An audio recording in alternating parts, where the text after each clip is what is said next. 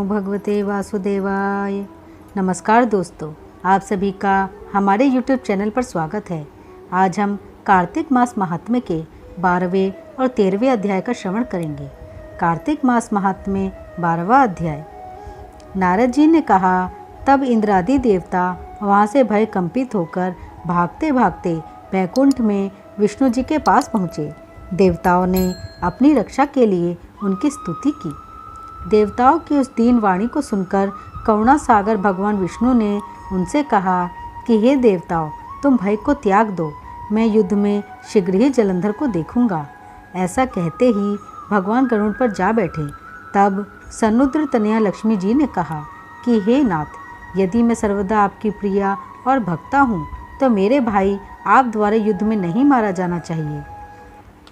इस पर विष्णु जी ने कहा, अच्छा, यदि तुम्हारी ऐसी ही प्रीति है तो मैं उसे अपने हाथों से नहीं मारूंगा, परंतु युद्ध में अवश्य जाऊंगा, क्योंकि देवताओं ने मेरी बड़ी स्तुति की है। ऐसा कहकर भगवान विष्णु युद्ध के उस स्थान में जा पहुँचे जहाँ जलंधर विद्यमान था। जलंधर और विष्णु का घोर युद्ध हुआ। विष्णु के तेज से कंपित देवता सिंहनाद करने लगे। फिर तो अरुण के अनुज गरुड़ के पंखों की प्रबल वायु से पीड़ित हो दैत्य इस प्रकार घूमने लगे जैसे आंधी से बादल आकाश में घूमते हैं। तब अपने वीर दैत्यों को पीड़ित होते देखकर जलंधर ने क्रुद्ध होकर विष्णु जी को उद्यत वचन कहकर उन पर कठोर आक्रमण कर दिया। कार्तिक मास महात्म्य 12वां अध्याय यहीं समाप्त होता है। कार्तिक मास महात्म्य 13वां अध्याय। दोनों ओर से गदाओं, बाणों और शूलों आदि का भीषण प्रहार हुआ। दैत्यों के तीक्ष्ण प्रहारों से व्याकुल देवता इधर उधर भागने लगे। तब देवताओं को इस प्रकार भयभीत हुआ देख गरुड़ पर चढ़े भगवान युद्ध में आगे बढ़े और उन्होंने अपना सारंग नामक धनुष उठाकर बड़े जोर का टंकार किया। त्रिलोकी शाब्दित हो गई। पलमात्र में भगवान ने हजारों दैत्यों के सिरों को काट गिराया। फिर तो विष्णु और जलंधर का महासंग्राम हुआ। बाणों से आकाश भर गया। लोग आश्चर्य करने लगे। भगवान विष्णु ने बाणों के वेग से उस दैत्य की ध्वजा, छत्र और धनुष बाण काट डाले। इससे व्यथित हो उसने अपनी गदा उठाकर गरुड़ के मस्तक पर दे मारी। साथ ही क्रोध से उस दैत्य ने विष्णु जी की छाती में भी एक तीक्ष्ण बाण मारा। इसके उत्तर में विष्णु जी ने उसकी गदा काट दी और अपने शारंग धनुष पर बाण चढ़ाकर उसको बींधना आरंभ किया। इस पर जलंधर इन पर अपने पैने बाण बरसाने लगा। उसने विष्णु जी को कई पैने बाण मारकर वैष्णव धनुष को काट दिया।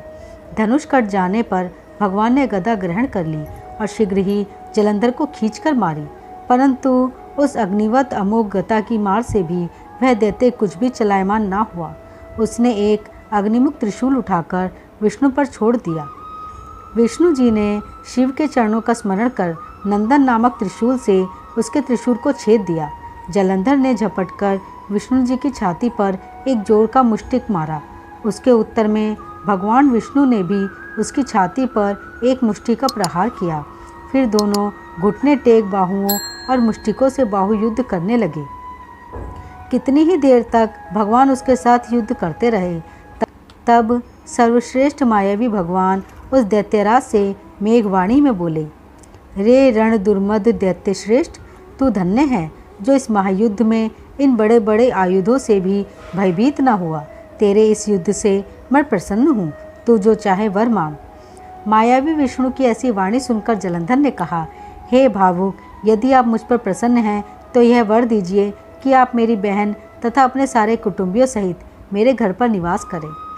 नारद जी बोले, उसके ऐसे वचन सुनकर विष्णु जी को खेद तो हुआ, किंतु उसी क्षण देवेश ने तथास्तु कह दिया। अब विष्णु जी सब देवताओं के साथ जलंधरपुर में जाकर निवास करने लगे। जलंधर अपनी बहन लक्ष्मी और देवताओं सहित विष्णु को वहां पाकर बड़ा प्रसन्न हुआ। फिर तो देवताओं के पास जो भी रत्नादि थे सबको ले जलंधर पृथ्वी पर आया।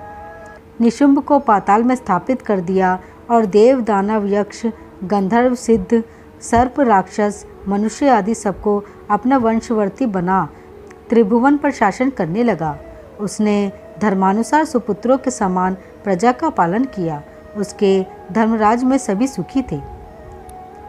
कार्तिक मास महात्म्य 13वां अध्याय यहीं समाप्त होता है। ओम नमो भगवते वासुदेवाय।